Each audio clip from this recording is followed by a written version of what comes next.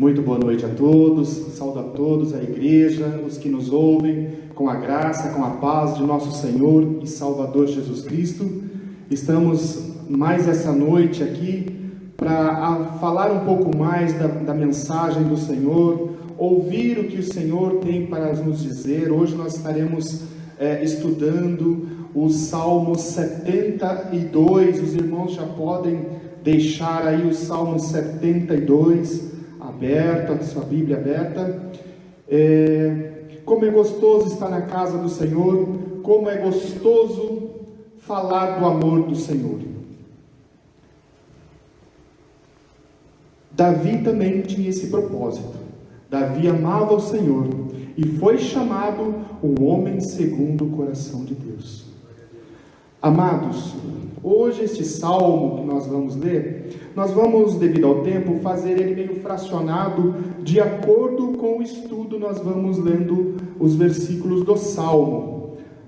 Antes, porém, eu gostaria de dizer aos irmãos que este salmo, ele vai encerrar o segundo livro de salmos, que é composto do Salmo 42 a 72. Então esse é o segundo livro de Salmos.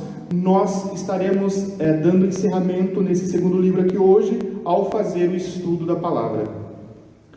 Amados, este Salmo, possivelmente, ele foi uma oração de Davi por Salomão.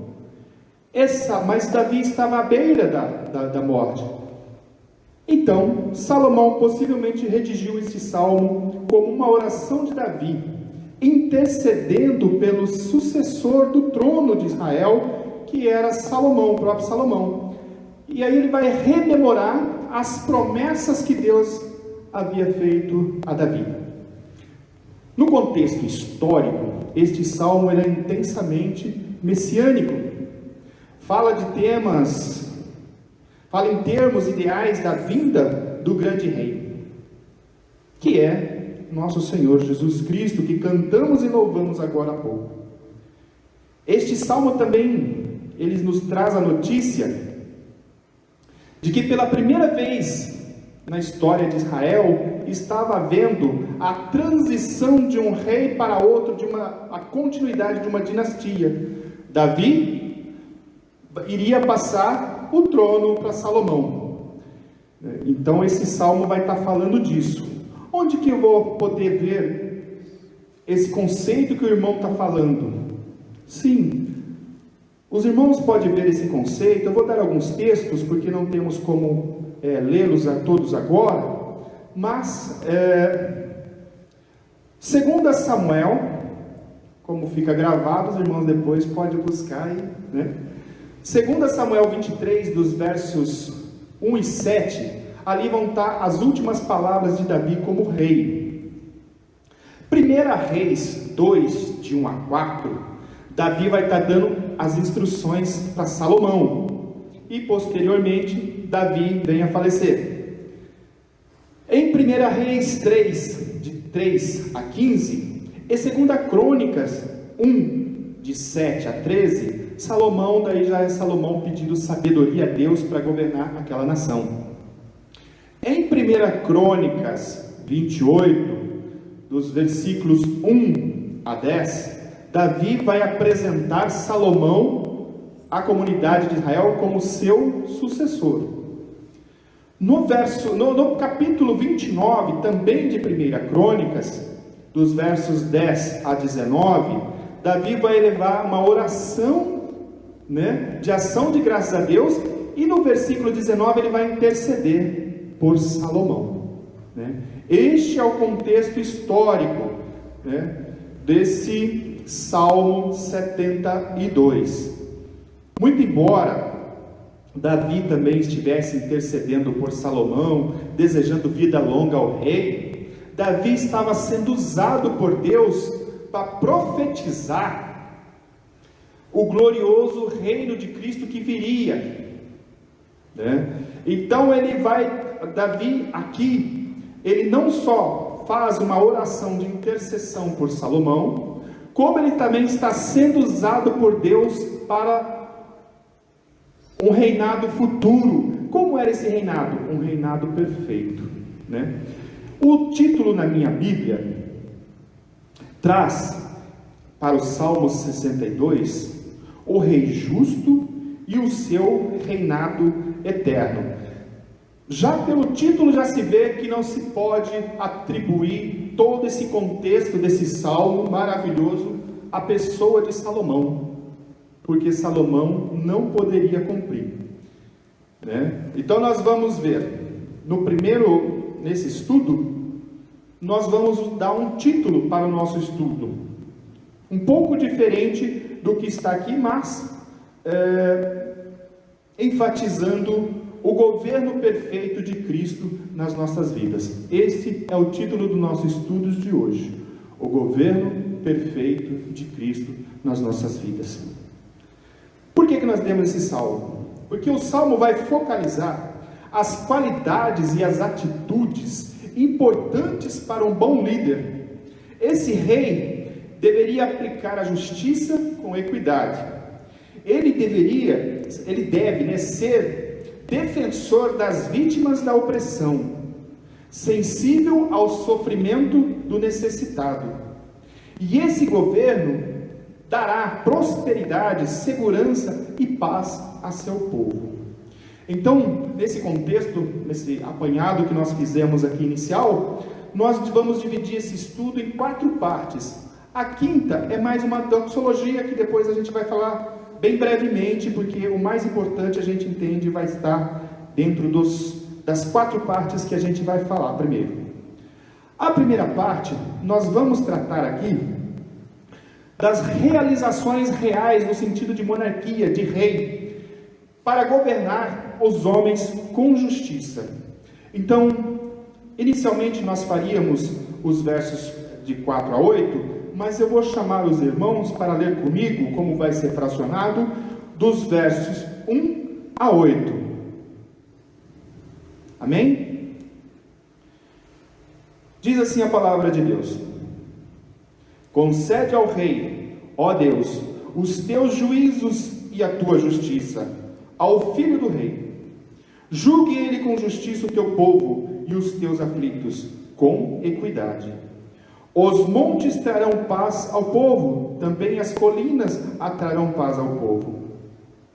Julgue ele os aflitos do povo e salve os aflitos da necessidade. Esmague o opressor.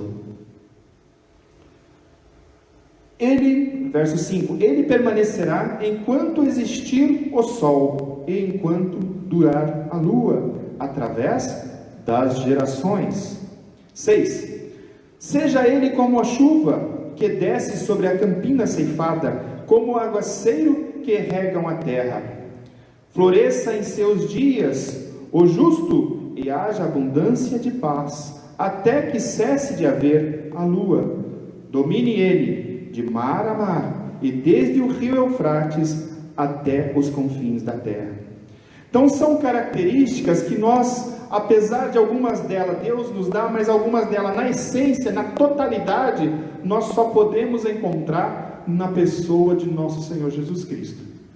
Como por exemplo, esse rei nos primeiros 3 versos vai dizer que ele vai ter que ter uma comunhão com Deus para fazer um pedido dessa maneira. Pedir uma unção dessa tem que estar em comunhão com Deus, para que seja ouvido essa oração dessa forma. Então nós vemos que a primeira característica desse rei, desse governo, teria que ser um rei que tenha comunhão plena com o Pai. Esse rei tem que ser um rei misericordioso. Nós vamos encontrar essas características somente na pessoa de Cristo na plenitude, né? Os versículos de 4 a 8 vai trazer as características de um governo que julga com justiça, verso 4, de reinado duradouro, ou na pessoa de Cristo, eterno, quanto existir, verso 5, enquanto existir o sol e a lua, que salva o necessitado, pois um governo justo traz bênçãos sobre a nação, incluindo as bênçãos divinas, verso 6, como as chuvas que descem sobre a campina. Então nós temos aqui as características: um rei que julgue com justiça, que salve o povo, que salve o necessitado e o oprimido, um rei abençoador, né? Um governo justo, que promova um governo justo, né? E também que puna o opressor, né? Está lá no verso 4, né? Portanto, temos aqui um rei que governa os homens com justiça e um reino justo. E isso nos remete, porém, a tal esperança somente poderá ser realizada na plenitude da pessoa de nosso Senhor Jesus Cristo. Tudo que a gente aprende de bom, principalmente da palavra, a gente tem que transmitir, né? Faz parte, não pode guardar para a gente recebe e passa. Eu aprendi com o meu professor. Eu tenho um professor, vocês não sabem, eu tenho um professor especial enviado por Deus para me ajudar. E nós estudando, ele disse o seguinte: sempre houve a esperança de um governo perfeito. Sempre houve, é verdade. Sempre houve um governo perfeito. Se nós pegarmos os temas atuais, todos os governos do nosso país que vai chegar, a gente tem a esperança de um governo perfeito. Porém, o homem é falho. O homem não tem essa capacidade de gerir todos os problemas de uma forma plena, com equidade, com misericórdia, né? Mas na pessoa de Cristo, isso é possível. Quando Israel sai do Egito, ele imaginava um governo perfeito, mesmo porque a promessa era uma terra que emana leite e mel, né? Posteriormente, o povo desobedece. E aí o povo, acho que estava meio com medo de falar diretamente com Deus por meio dos profetas e juízes.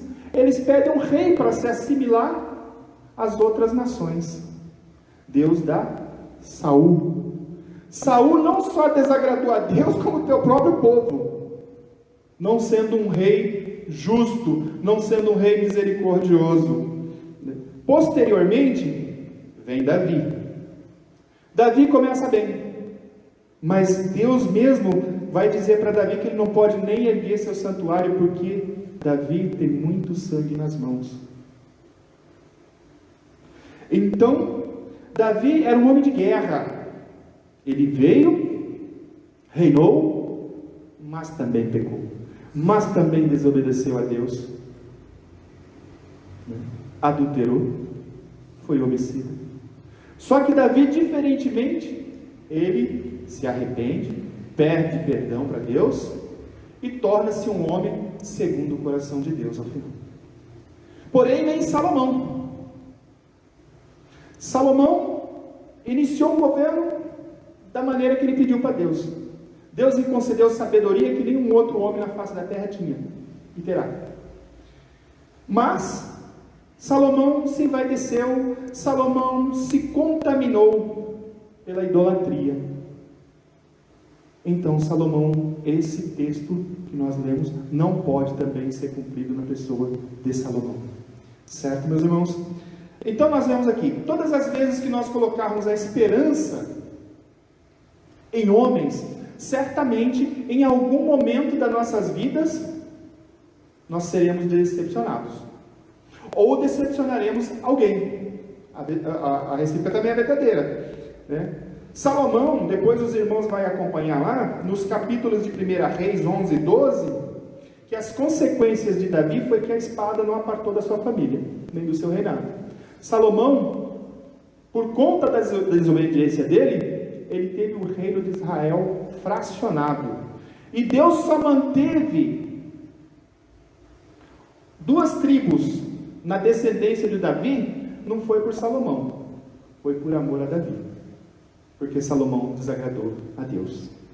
Então, meus amados, nós vemos que a humanidade, infelizmente, nunca aprendeu com os erros passados, mas parece uma sequência, um vício que vai se repetindo na vida do homem, né? Então essa primeira parte aqui nós vemos as características de um rei. Um rei, para governar, ele tem que ter essas características que nós falamos: plena comunhão com Deus. Para ter um governo perfeito e governar os homens com justiça, ele tem que ter essas características: de julgar com justiça, de salvar o povo, de salvar o necessitado, o oprimido, ser um abençoador, fazer um governo justo. Essas são algumas das características de um grande rei, né? Essa aqui é a nossa parte 1 dos estudos. Os irmãos vai marcando que nessa primeira parte nós vimos as características do rei. Agora, nessa segunda parte, nós vamos ver as características de um povo, as realizações dos povos, os povos que se prostrarão perante o rei Jesus. Então, nessa parte do estudo agora, primeiro foram os reis, agora os povos. Eu chamo os irmãos para ler comigo os versículos 9, 10 e 11. Diz assim. Eu estou lendo aqui no papel, meus amados irmãos, porque a letra é maior. Como eu não enxergo muito bem, fica melhor. Tá? Curvem-se diante dele os habitantes do deserto, e os seus inimigos lambam o pó. Paguem-lhe tributo os reis de Tarsis e das ilhas, ou reis de Sabá e de Sebá, lhe ofereçam presentes, e todos os reis o sirvam. Então, como deve ser o comportamento desse povo, desses povos perante o rei? Ao rei justo, sejam seus súditos leais, lealdade. Prostre-se diante do rei, submeta-se à autoridade do rei. Pague-lhe os tributos devidos e sirva o rei em submissão. Esse rei é Cristo. Todas as nações o sirvam. Versos 10 e 11 vai dizer isso. Essa linguagem, muito legal isso aqui. Essa linguagem vai nos remeter lá no Novo Testamento, onde Jesus é identificado como Rei dos Reis. Eu chamo a atenção dos irmãos por quê? Porque eu vou ler daqui, os irmãos não precisam abrir, Apocalipse 17, 14, onde Jesus é chamado de Senhor dos Senhores, Rei dos Reis. Mas a segunda parte do versículo é para nós. É um chamado para nós. Olha o que diz. Guerrearão Apocalipse 17, versículo 14. Guerrearão contra o Cordeiro, mas o Cordeiro os vencerá, pois é o Senhor dos senhores e Rei dos reis. Agora, e vencerão com ele os seus chamados, os seus escolhidos e fiéis. Ou seja, aquele que se mantiver fiel até o fim, participará do banquete glorioso do Senhor. Olha quão importante é nós sermos submissos. Você, meu irmão, que não aceitou a Cristo, aceite a Cristo hoje, não espere amanhã. Você não sabe o dia de amanhã, para participar desse reino glorioso de Cristo. Essa submissão não é a submissão como o mundo nos molda.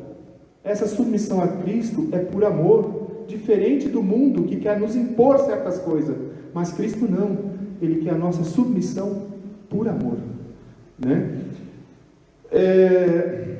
Então, na primeira parte do estudo, nós vimos que o povo sempre teve a esperança de um reino perfeito, certo? Nessa segunda parte,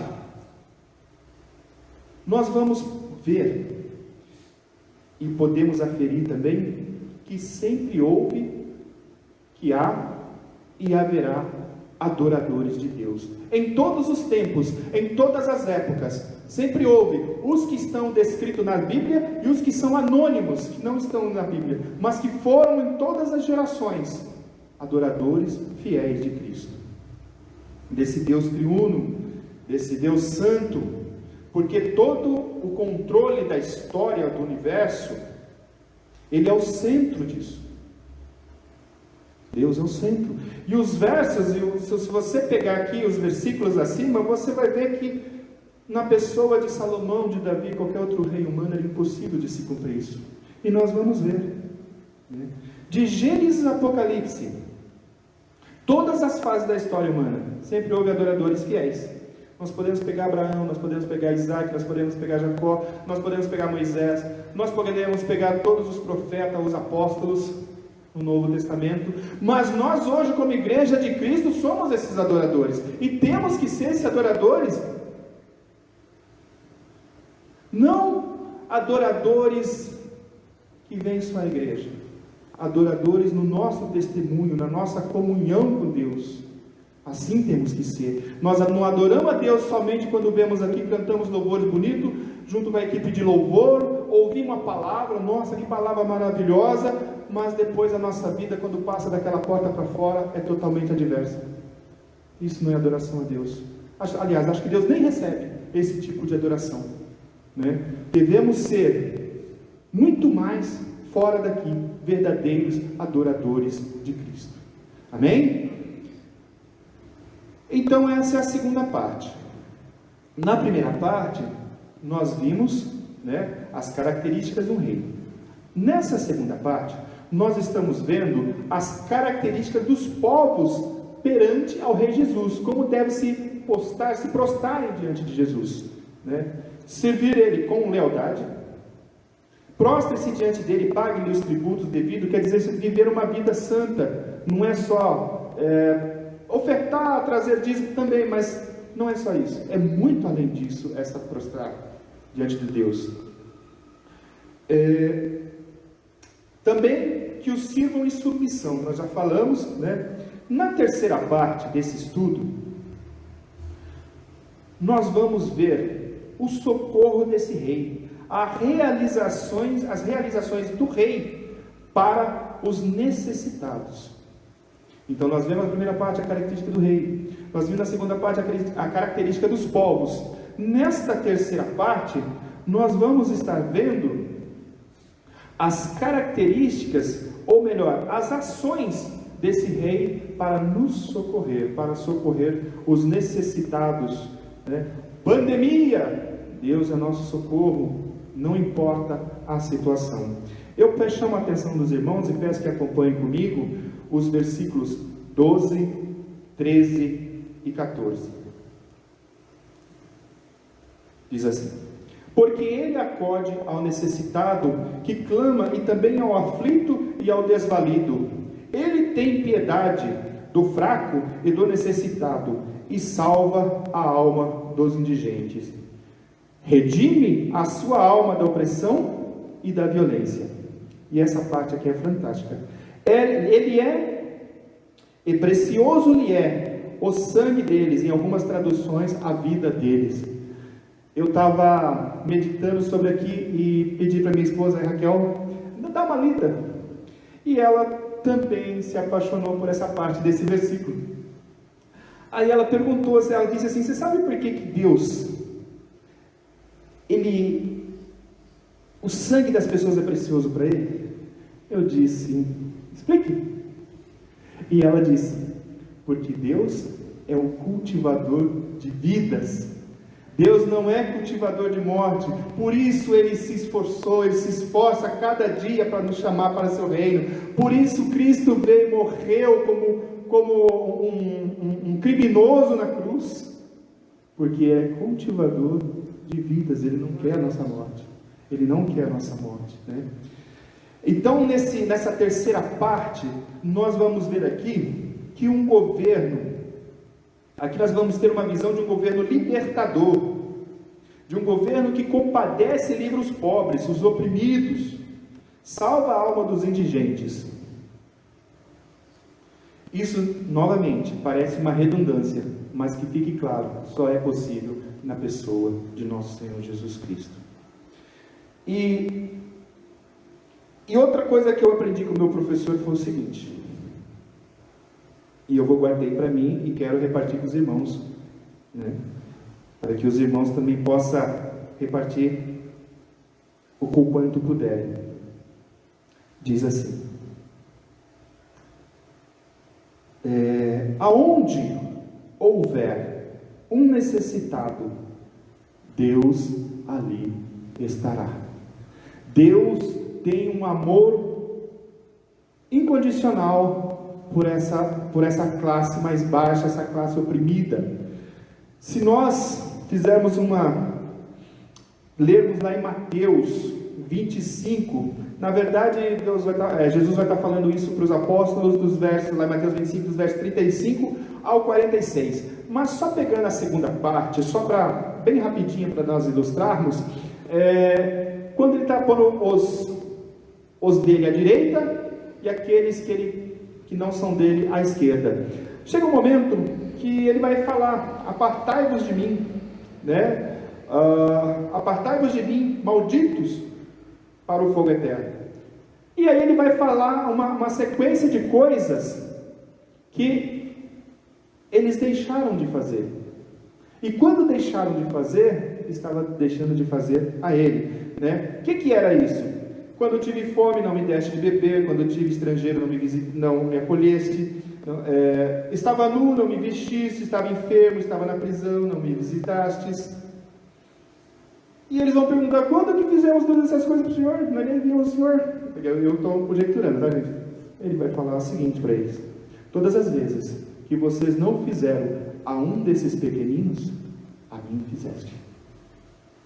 Então, Deus se compadece do pobre, do órfão, da viúva, e certamente aquele que seguir essa linha de acolher, de fazer algo, não com vaidade, não para se aparecer, mas com humildade e amor no coração, vai receber da parte de Deus bênçãos especiais, porque Deus ama essas pessoas e se compadece delas. Agora eu falo para os irmãos: se os irmãos quiserem fazer alguma coisa da maneira que eu falei, com humildade, com temor a Deus e amor no coração, e que pode ter certeza que vai agradar o coração de Deus, eu creio, é trabalhar com essa classe de pessoas, né? Fazer algo pelos necessitados, né? Lá em Lucas capítulo 4, versículo 18, olha para vocês verem se eu não estou correto. Lucas 4, versos 18 e 19, rememorando, quando ele está falando, abrindo o livro do profeta Isaías, ele está rememorando o capítulo 61, versos 1 e 2, ele vai dizer assim: o Espírito do Senhor está sobre mim, porque Ele me ungiu para pregar as boas novas aos pobres. Olha aí. Ele me enviou para proclamar a liberdade aos presos e a recuperação das vistas aos cegos, para libertar os oprimidos e para proclamar o ano da graça do Senhor. Então, eu não preciso dizer mais nada. O Senhor diz com a própria palavra o que Ele pensa e o amor dele por esta classe de pessoas. Então, nós vemos o rei, as características do rei, as características do povo, né? Nessa terceira parte, nós vimos um rei que socorre. E agora, como será esse reino perfeito? Possivelmente esse reino perfeito se dará no reino milenar ou celestial de Cristo. Eu chamo os irmãos para ler comigo os versos 15 a 17. Viverá, em outras traduções tem o rei vida longa. Viverá, e se lhe dará o ouro de Sabá, e continuamente se fará por ele orações. Haja na terra abundância de cereais, que ondulem até os cimos dos montes, seja a sua messe como o Líbano, e as cidades floresçam os habitantes, e das cidades floresçam os habitantes como a erva da terra.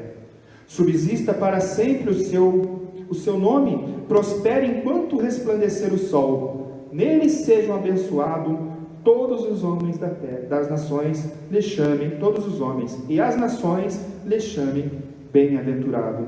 Eu indicaria aos irmãos para ler sobre esse reino perfeito em Apocalipse 21, 22, nós não teremos como fazê-lo agora, mas os irmãos podem assim fazer. Então esse reinado perfeito será de um governo próspero, de um governo pujante, que quer dizer poderoso, né, eterno, onde todas as nações abençoadas serão abençoadas por meio dele, e estas lhe renderão louvores, ações de graça, pelas grandes farturas na terra, que também remete às bênçãos celestiais. Bênçãos celestiais, começa na terra e prossegue nos céus. O que quer dizer isso?